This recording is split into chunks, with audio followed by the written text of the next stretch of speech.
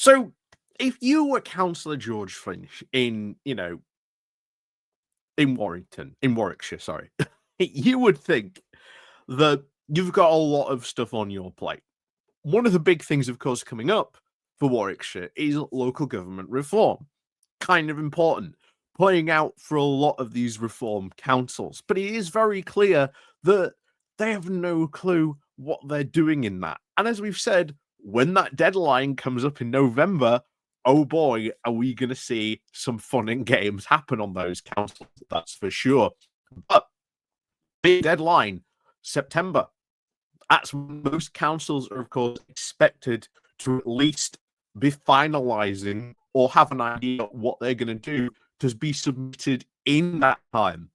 So, TikTok, George, TikTok.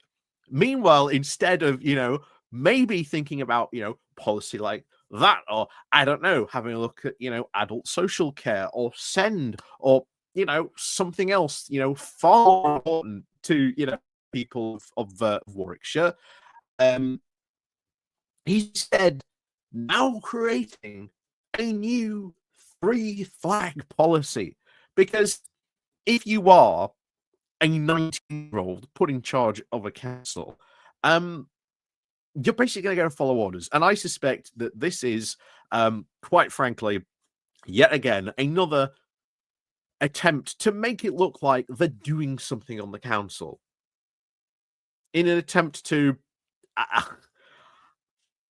do what? I don't know. But again, this whole flag thing is pointless because any other administration can come along and just immediately undo this. And potentially this could be challenged in a court discrimination-wise. I don't know how true that actually is, but it could be. That could be interesting if that happens, I'll tell you now. We'll get on to this because it's another reason why reform absolutely fix, and they cannot have any real power whatsoever. Instead, doing all these performative gestures, which in reality mean nothing in the long run. So, as always, before we get on into this, please do remember to click on the like, share, and subscribe button down below. Of course, there are links to my Patreon page, the motivation link called Buy Me Coffee, the YouTube thank you button, the YouTube membership, all that stuff down below.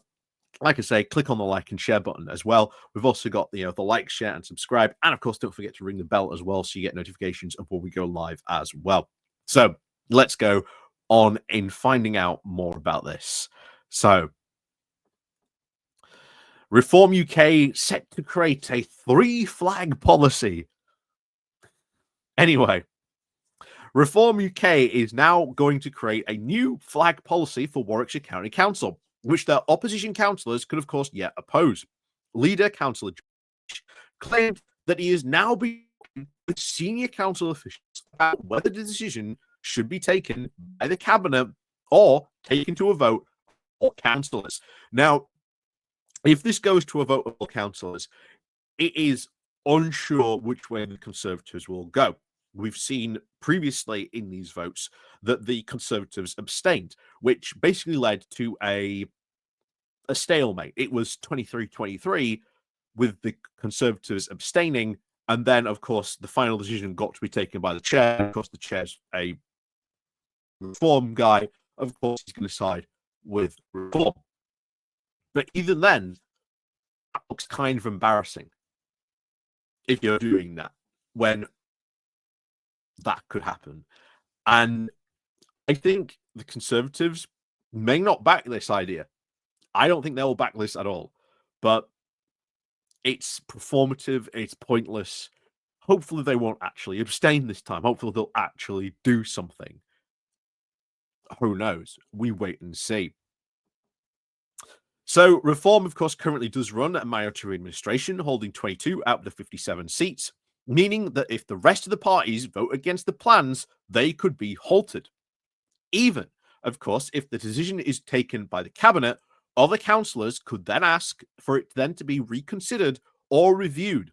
If 6 or more councillors, of course, object, they can even ask that the issue is then voted on by all councillors, a right that the leaders of the Liberal Democrats 15 and the Conservatives of 9 could very well enact.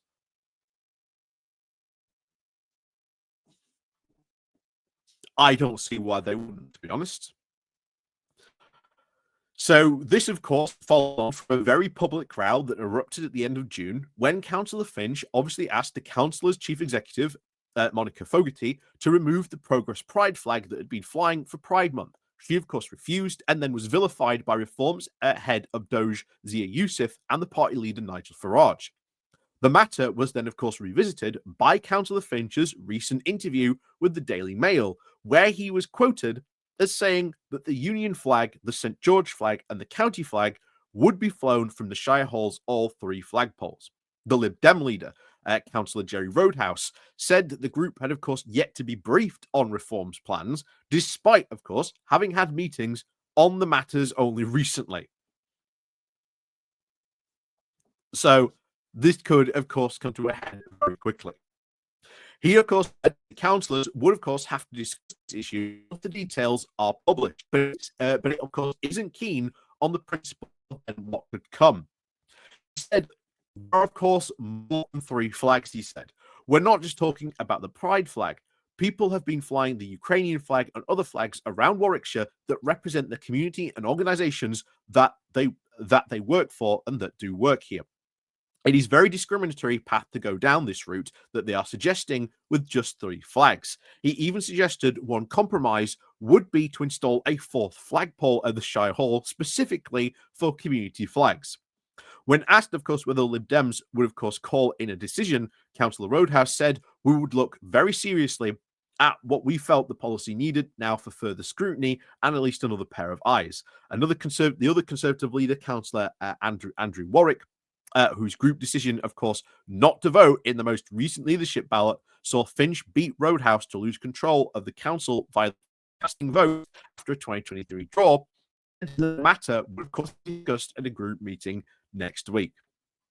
And still, these Conservatives, are they just going to allow this to be this constant draw with them just abstaining? I don't think they can just continue to abstain. Otherwise, let's face it, the Lib Dems could run a very interesting local campaign where next time these guys are up for election saying all they've done is abstained, and meanwhile, look at what Reform has done. Those Conservatives run a very, very dangerous game by not doing anything, especially even on that decision itself. If they continue to abstain, that just plays into not only the Lib Dems' favour, but to be honest, any other party's favour. Because they could easily turn around and just say, the Conservatives aren't doing anything to stop Reform. They're just abstaining. That's a very dangerous game for them to play if they continue to abstain. But we'll keep an eye on what happens if they do continue to abstain. Anyway,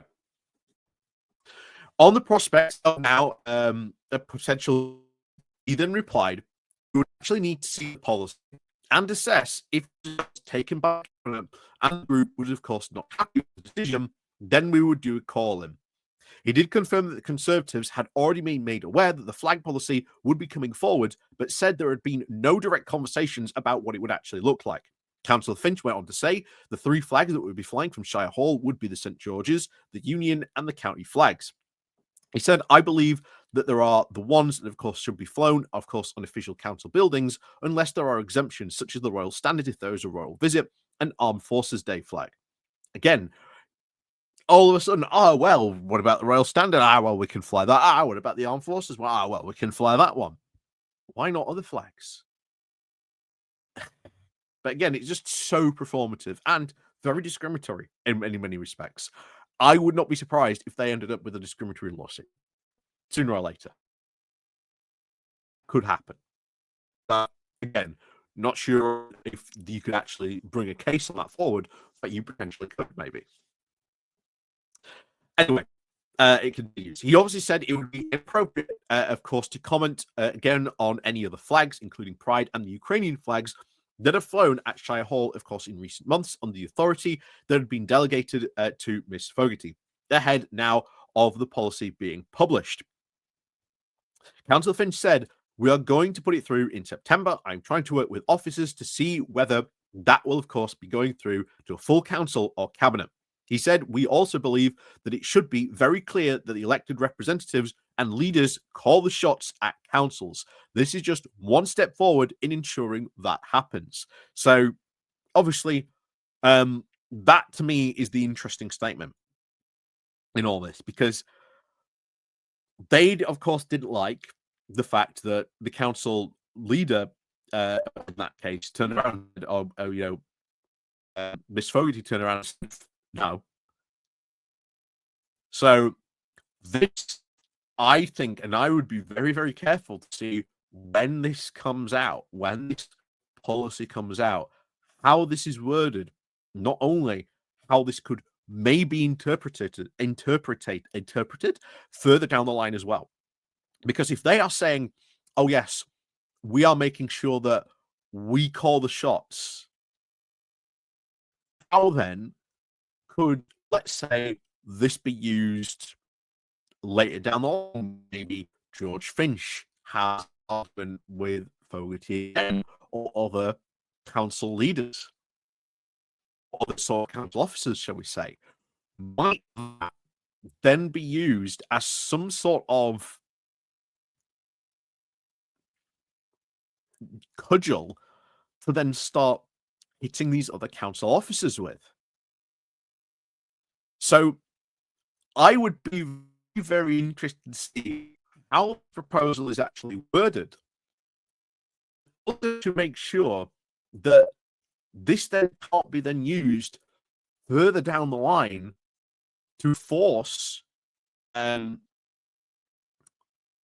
workers for people of the council to do things they either know is illegal or that they can't do. So be very careful about how that gets worded. Very careful indeed. So, as always, let me know what you think down below. And of course, as always, we'll see you all next time.